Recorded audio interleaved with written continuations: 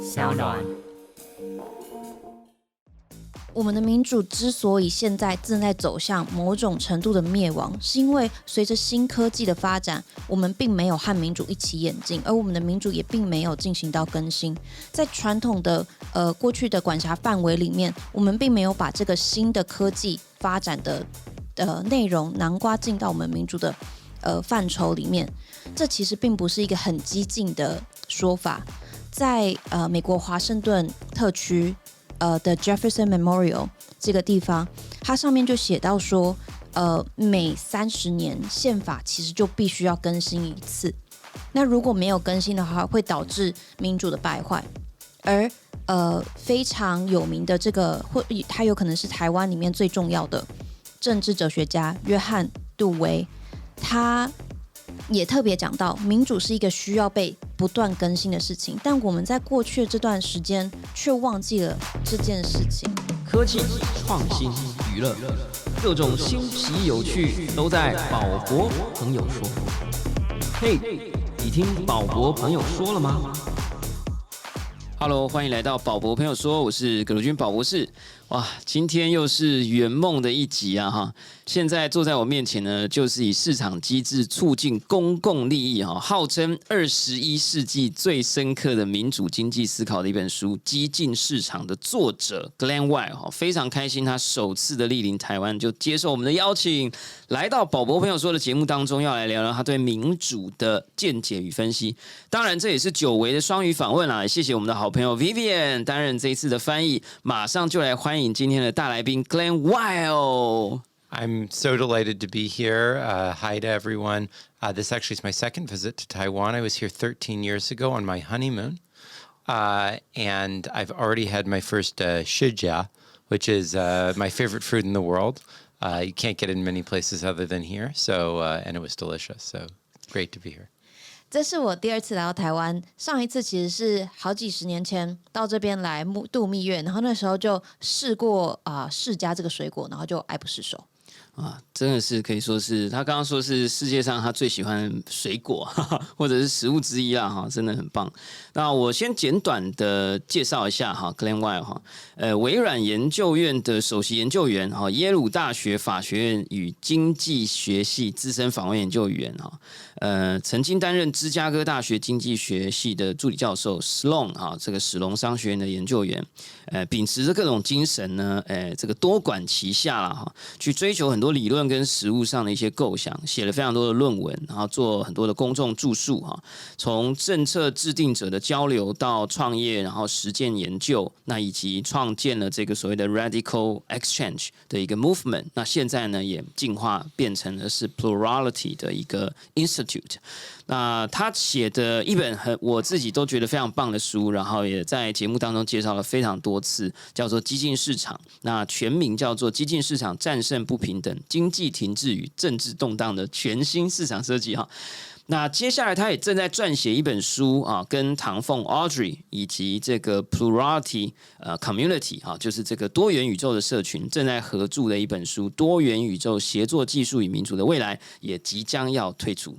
Yeah, so 有没有什么是你觉得这个还想要多让大家认识你一点点？除了学者啊，然后除了 honeymoon 来台湾，还有没有什么呢？比如说你这一次来到台湾的一个想法？Well, when I came to Taiwan 13 years ago, I came mostly because I was invited by the Academia Sinica, and it was a way to pay for the rest of my honeymoon in Cambodia and Thailand.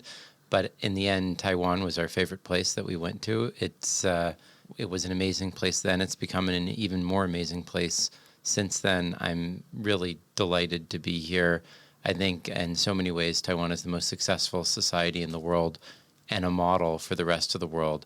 And I'm here to see the world's most successful democracy in action for this election, and to see how we can build on that success to constantly up the game and set a model for the rest of the world, as 70% of the people in democracies around the world will vote this year.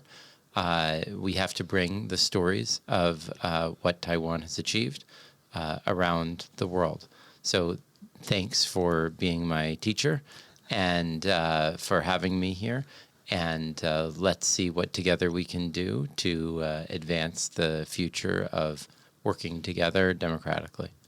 13年前我来到亚洲的时候，其实是要去柬埔寨跟泰国度蜜月。然后那时候呢，中研院刚刚好给我一个 offer，是来到台湾这边做讲座，然后就可以帮我的这个度蜜月的旅费也一起 cover 掉。结果那一次的旅程之中，我发现其实我最喜欢的其实是台湾。台湾是一个非常成功的社会，在某种程度上几乎是最成功的社会。它很大的幅度其实是非常成功的一个民主社会。那这一次呢，来到台湾这边可以观察到这个成功的民主社会怎么样进行一个大选。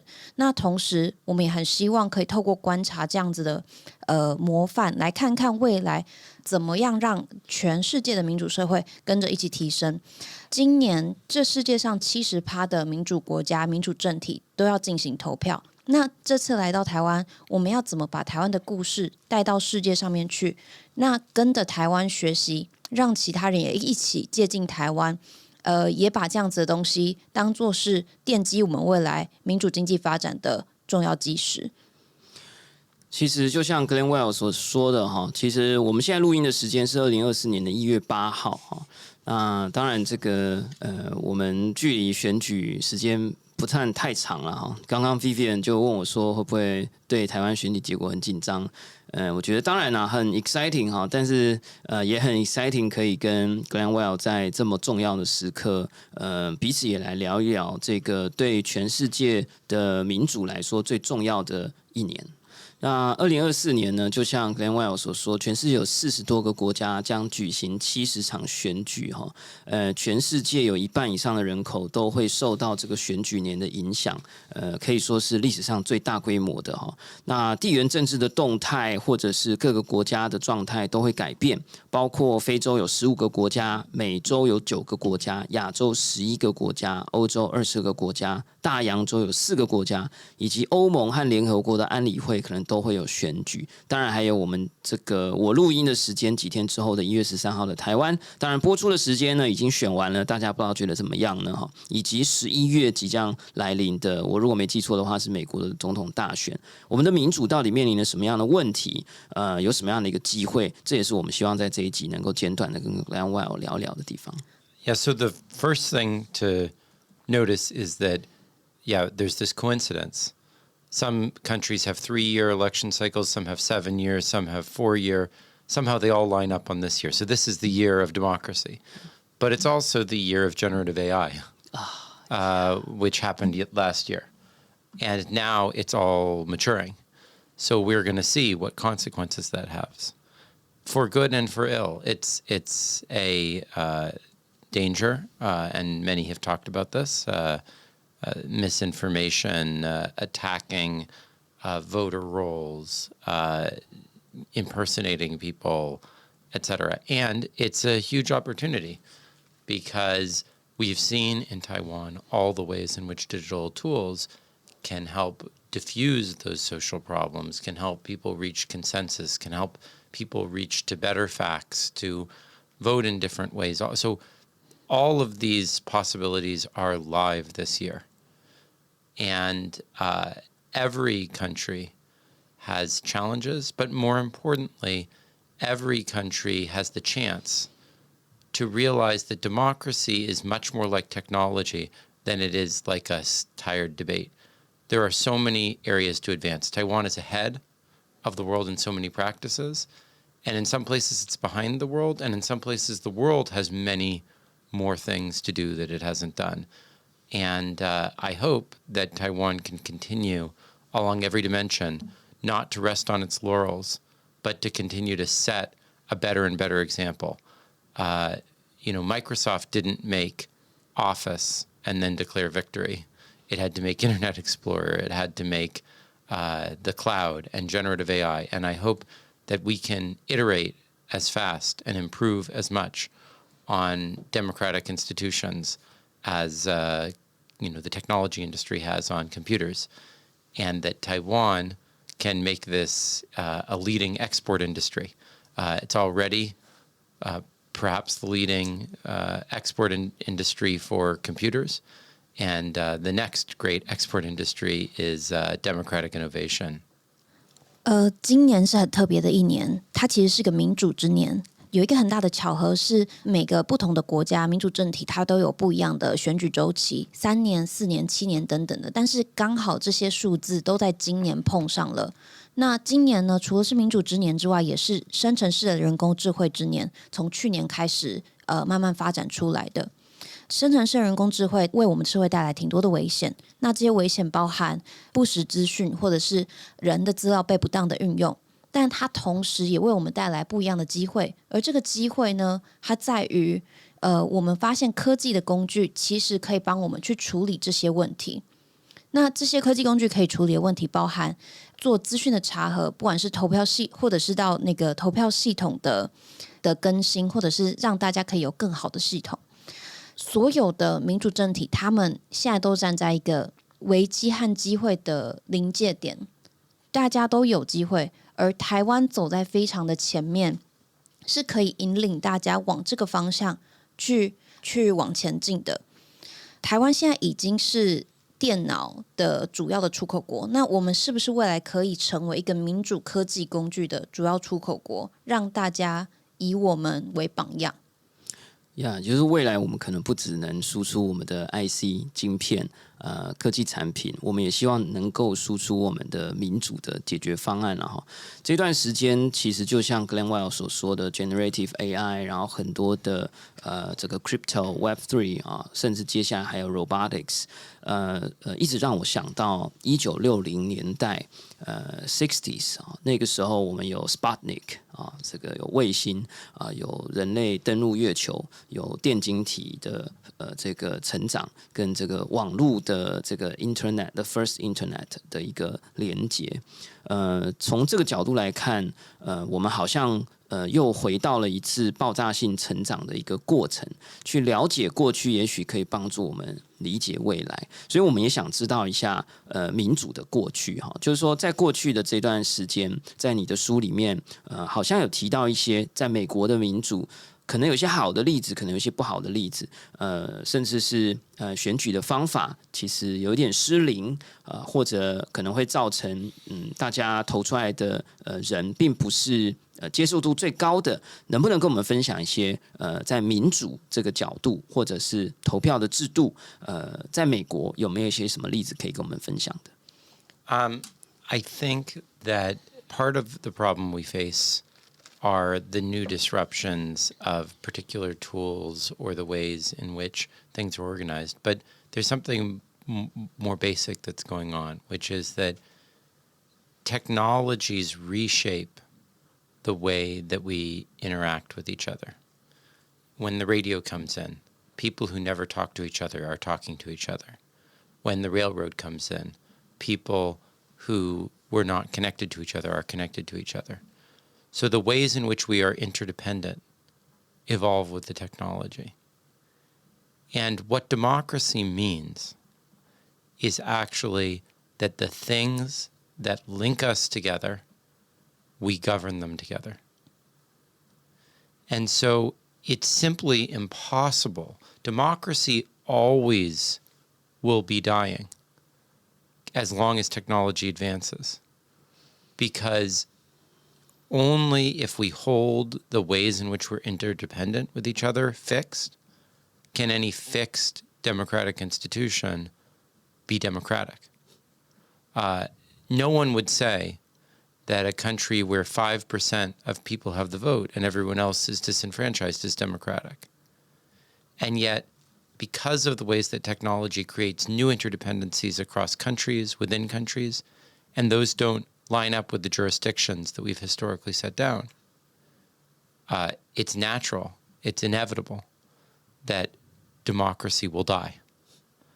So if democracy is to live, we constantly have to reinvent it. We constantly have to find the new places where it goes. And that idea is not some radical innovation of mine. If you go to the Jefferson Memorial in Washington, D.C., there's a line inscribed on the wall where Jefferson said that the Constitution must be rewritten every 30 years. And if not, it's the same as if a man wears the coat that was made for him as a boy. And John Dewey, the most important American political philosopher, and perhaps the most influential American philosopher in Taiwan, said exactly what I was saying about this need to constantly renew democracy. This is something we've forgotten. Yeah. And that's why ultimately democracy is failing. And you can talk about social media, you can talk about this and that, and that's all true.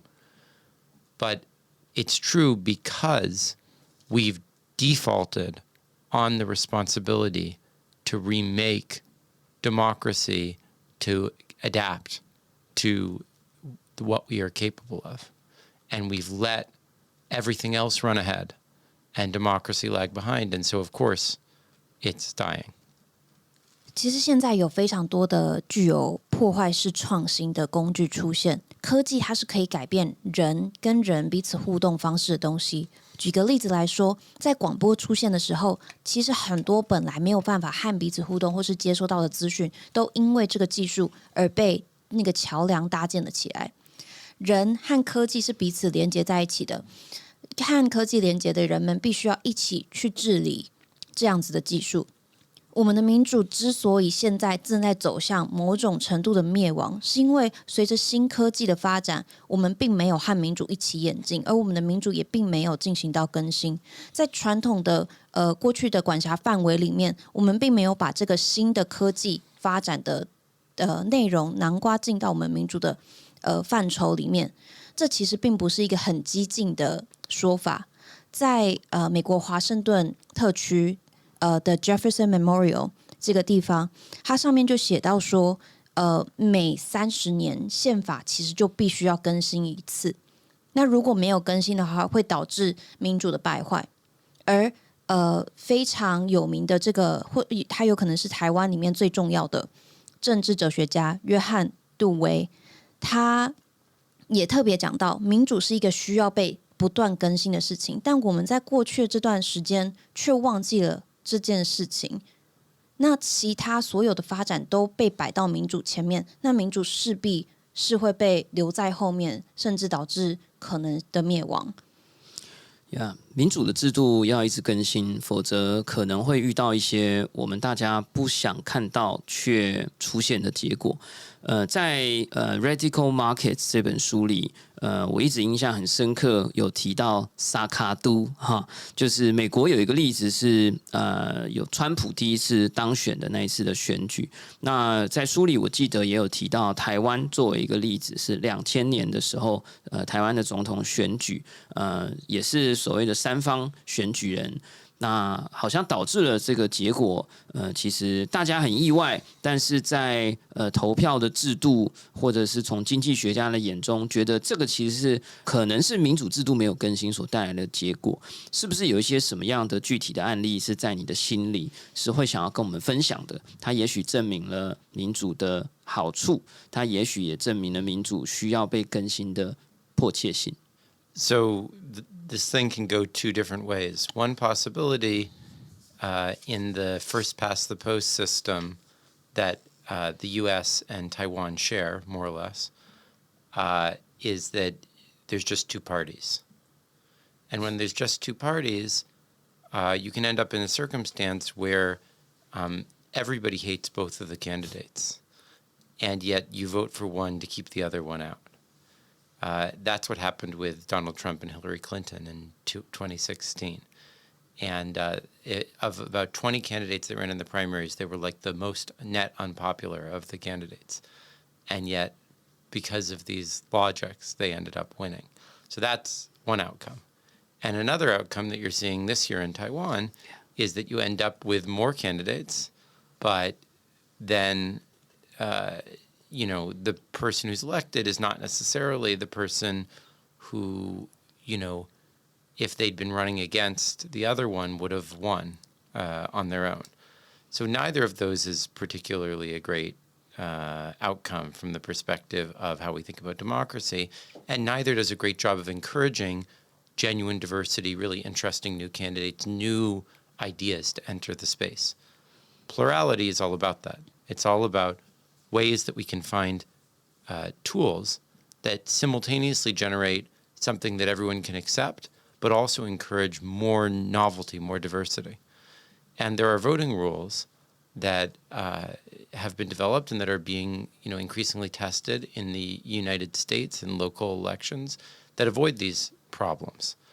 There's even more creative ones, like in radical markets, that do even more cool things. And hopefully any improvements are just the first step. But two really interesting ones are ranked choice voting and approval voting. So in ranked choice voting, there's many variations, but let me give you one. People rank the candidates that they want. And then if you can find a candidate who, if you put that candidate against every other candidate, they would beat them with a majority, that would be the candidate who wins. If I had to guess in this election, it would probably be Ke. Would probably win in that type of a thing, but I don't know. Who knows? Another version like this is approval voting. So in approval voting, it's just the same as normal one, except you can vote for as many people as you want. And whoever gets the most votes wins.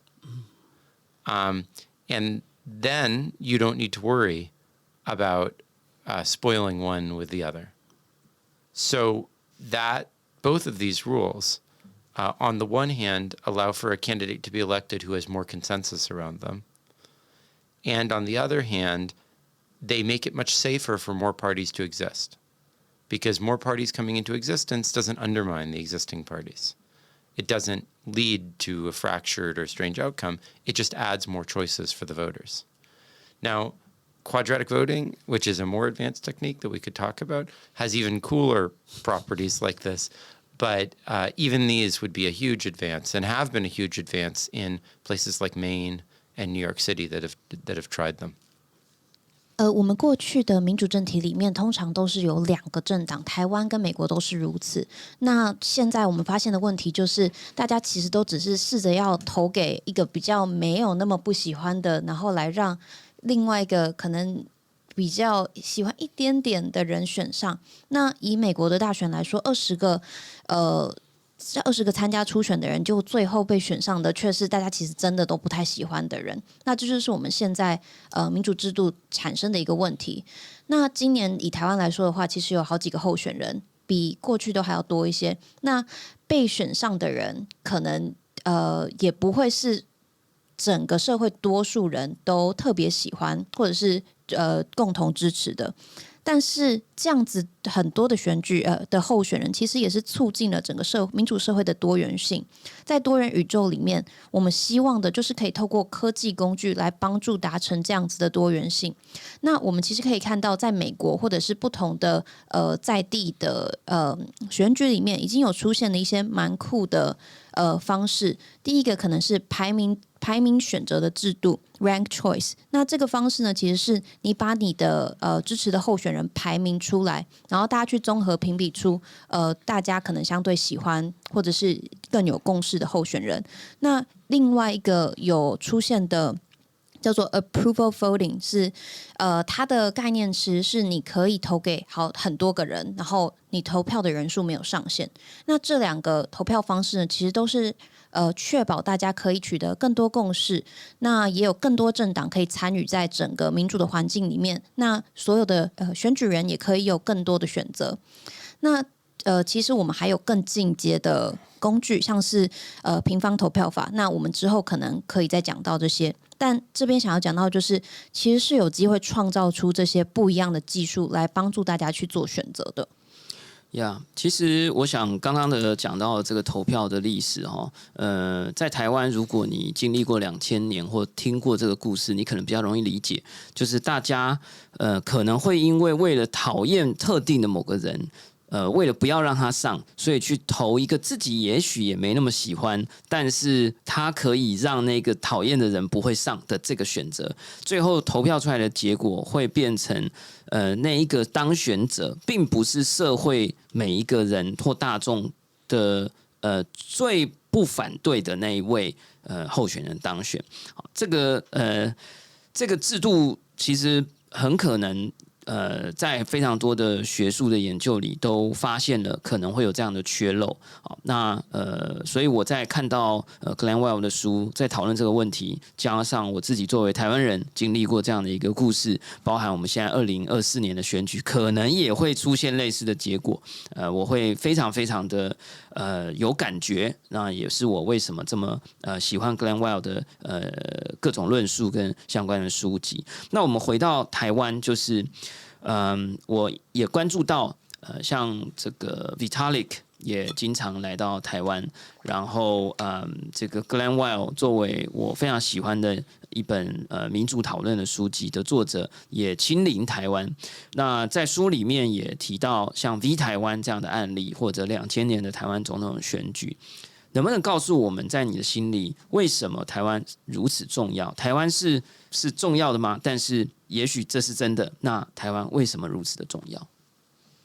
Democracy is very static in much of the world. People, there's a certain number of systems, but they don't really change. And most places, technology has created a large number of social pathologies. There are problems of inequality and job displacement for working class people. There are problems of misinformation. There are problems of, polarization and extremism. And what is remarkable about the Taiwan example is that Taiwan is arguably the society in the world that is most tech intensive. Technology industries, bigger share of GDP here, etc. And yet, none of those things has been happening. In fact, they've been getting better using technology. Taiwan, the labor share of income has actually been rising. The Gini has actually been falling in the last decade. The pandemic, partly harnessing technology, was most effectively dealt with here. The tools have been that have in many places been polarizing people have actually been used to find productive solutions to public policy issues, whether by deliberation through V Taiwan or through hackathons and hacking the government and GovZero and so forth.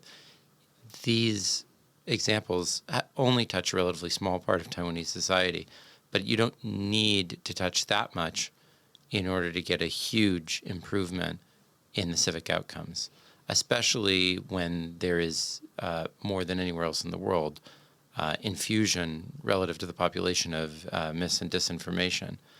And yet, the society has had this amazing outcome. So that is a message of hope for so many places around the world, and we need examples like this. Furthermore, there are a number of features of the Taiwanese case that just make it a wonderful story.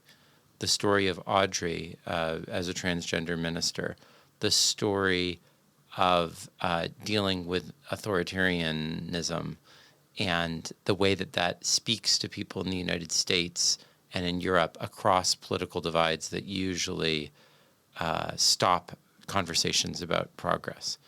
So it's just a very compelling story for people and a very wonderful illustration of what's possible. 在很多的国家里面，其实民主是非常静态的。尽管我们有很多不同的制度，但这些制度都没有被改变。那这些没有被改变的制度，它造成了不平等、跟极化，还有各种不同的社会问题。台湾其实是全世界里面算是技术蛮先进的一个国家。过去的几十年来，我们看到劳工的情况越来越好。那在疫情的过程之中，也证明了其他很多国家的状况之下被用来危害民主或者是社会的科技工具，在台湾却变成了辅助民主社会跟公民社会里面一起变得更好的东西。像是 G0V 这样子的团体，或者是刚刚提到的 V 台湾，这些都是很好的案例。那在台湾不实资讯的处理也一直有被碰触到。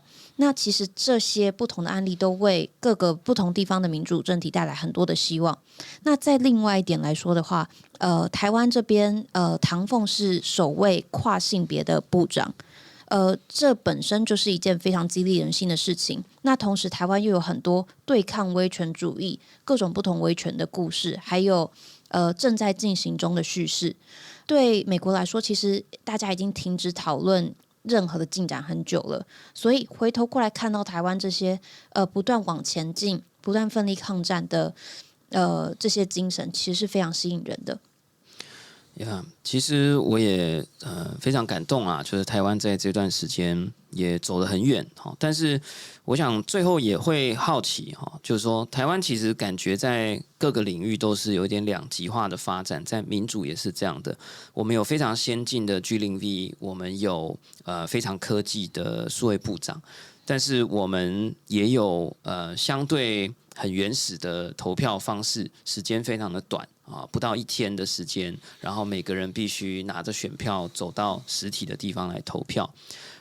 前几天我跟 Glenn Wild 的朋友这个 Microsoft 的 researcher Madeline 碰面，他问我说如果有一个魔杖一挥就可以让台湾的社会跟民主变得更好，我会想要许什么愿望？那我会想到的是希望人们可以能够愿意主动的愿意花更多的时间去了解事实的真相，然后去建立自己的主观意识跟判断。那这对我来讲是一个很困难的事，我觉得大众也不一定那么容易做到。我问 Madeline 她怎么说，她笑了一下，她说她想要跟我分享在她自己出生的国家他们的投票制度是可以用邮寄的方式，只要把信填一填寄回去，你就完成了一个投票。大家随时各种生活中的大小事都可以透过这个公民投票来决定，大致这个国家的政策，小至这个牧场牛只要如何管理。他觉得这个过程其实有效的帮助了这个 citizen 去 shaping 他们自己的主观意识。那另外我昨天也遇到一位 AI 艺术家Tom White， 他是住在纽西兰。那他告诉我说，在纽西兰的投票是1个礼拜，每个人可以用1个礼拜的时间，只要在这个礼拜内去投票就可以了。那反观台湾，我们有非常棒的这个数位民主的实验性的平台跟 community， 但是我们好像有一些部分是落后的。你会觉得在台湾接下来我们要如何把我们的独特的地位我们的 feature 劣势跟我们的特性都可以转化为这个全球民主典范的这样的一个优势？这是我今天的最后一个问题。One of my favorite phrases from my friend Jaron Lanier, who's the inventor of virtual reality, is that to say something is perfect is the same as to say that it's hopeless. Because if something is perfect, you can't get any better. But if something is broken, that's where the light gets in, right? And so, yes, there are many, many, many places to go. And we can talk about many of these in the book that's coming with Audrey talks about many of these. We talked about ranked choice and so forth. That's a really interesting area. Electronic voting, another really interesting area. And that's something New Zealand has done great things with. Another example is Taiwan has very interesting Aboriginal seats in the legislature and different principles for different people to be elected. You're on the at-large list. Others are in single-member district. But there's many other possibilities that could exist there. Some countries have seats for religions and, seats for different divides within the society. Many, many things to explore there. There are, there's this idea of liquid democracy, where authority can flow in different ways and not just one time with an election. There are continuous mandates that could decay over time. There are, rather than, you get a mandate every 4 years and then it's renewed every 4 years and people vote once every 4 years. They could vote whenever they feel the need to express something or change something, and that could gradually shift power rather than abruptly. There is all kinds of participation between elections, and Moda has been working on things like this, like quadratic funding and quadratic voting to direct public attention and resources. So we're just at the beginning. The Apple One was a clunky box that almost no one wanted to use, but it inspired a lot. And that's maybe Taiwan's democracy. It's the Apple One of digital democracy. It opens our eyes that something better is possible. It gets us started and gives us hope, but it's not completed. It's just, putting feet down the road. John Kennedy once said, this work will not be completed in the first 100 days, nor the first 1,000 days, nor the life of this administration, nor our time here on earth, but let us begin. And hopefully together in partnership, we can begin.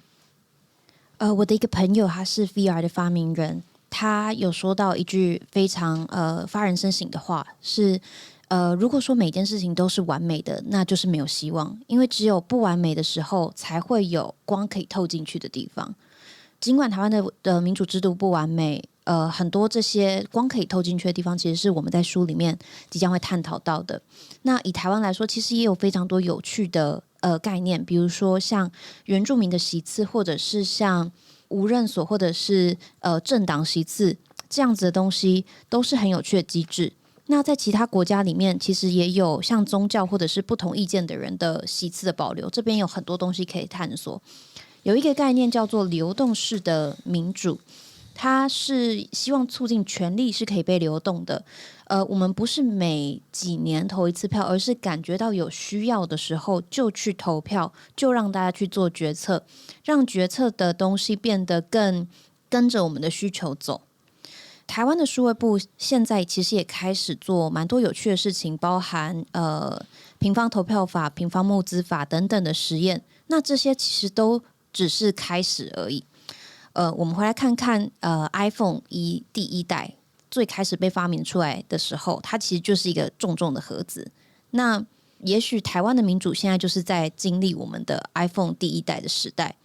尽管它是一个很重的盒子，但是看了这个盒子，我们就可以感觉到未来的希望是可以寄托在这个上面的。我很喜欢的一句话是美国前总统约翰甘乃迪总统，他讲到的是，也许这些改变并不会在100天内，甚至1000天，甚至这个任期，甚至我们这整个人生之内被发生，但是只要我们开始，它就有机会。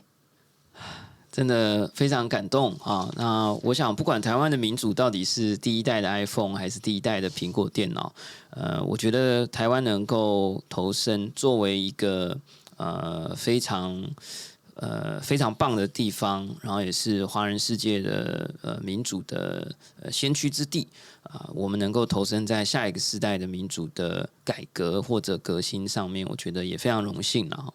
那就像我说的，台湾其实对于新的，虽然我们有些东西很旧，需要被改变，但是我们对于很多新的事物，我们也是很投入的。像我自己的 podcast， 前面的10集里面至少有一半都在讨论 radical markets 那当时大家还听不太懂，那现在4年过去了大家应该也开始逐渐感受到，民主是可以被讨论、可以被革新的。我想很多事物，当它在第一个阶段被普及的时候，人们会习以为常，觉得它就是这样而已。